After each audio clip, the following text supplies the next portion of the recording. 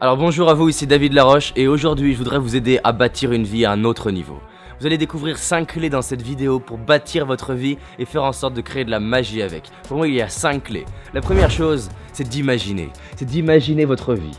De regarder à l'horizon et de vous dire comment serait ma vie dans 1 an, dans 5 ans, dans 10 ans, dans 40 ans si tout était possible.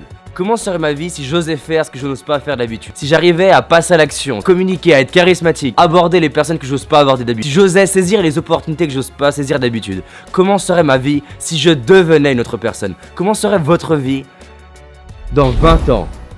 Si vous osiez regarder à l'horizon et vous dire quelle vie j'ai envie de créer. Je vous laisse regarder l'horizon en vous posant la question. Quelle vie vous avez envie de créer? La deuxième chose pour créer une vie inspirante, c'est de dessiner votre vie. La maison dans laquelle je suis n'a pas été construite par hasard. Elle a été construite avec un plan. Et ce plan-là n'a pas été fait en une fois. Pour créer une vie inspirante, il faut construire un plan. Un plan, c'est d'imaginer, dessiner la vie que vous voulez créer. C'est pas seulement un plan d'action.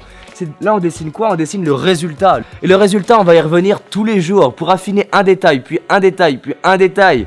La troisième chose, c'est d'observer. C'est de regarder la maison qui est en dessous, de regarder la maison qui est là-bas et de comparer en se disant: est-ce que ça me plaît? Qu'est-ce qui me plaît? Qu'est-ce qui me plaît pas? De regarder les gens, d'observer les gens, de questionner les gens sur ce qui les passionne pour arriver à créer un effet miroir en vous.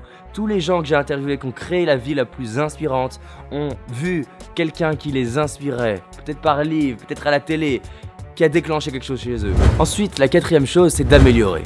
Vous devez être un chercheur d'amélioration. Améliorer constamment le plan, améliorer constamment votre objectif, améliorer de maison en maison.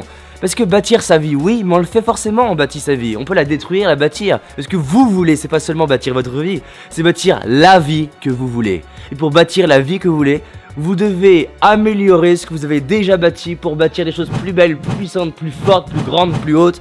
Pour vous, pour les autres, pour l'humanité, pour vos enfants, pour vos amis. Vous avez des dons, vous avez du potentiel. Vous pouvez créer une vie inspirante et bâtir une vie inspirante si vous le décidez. Et ça m'amène à la 5e chose.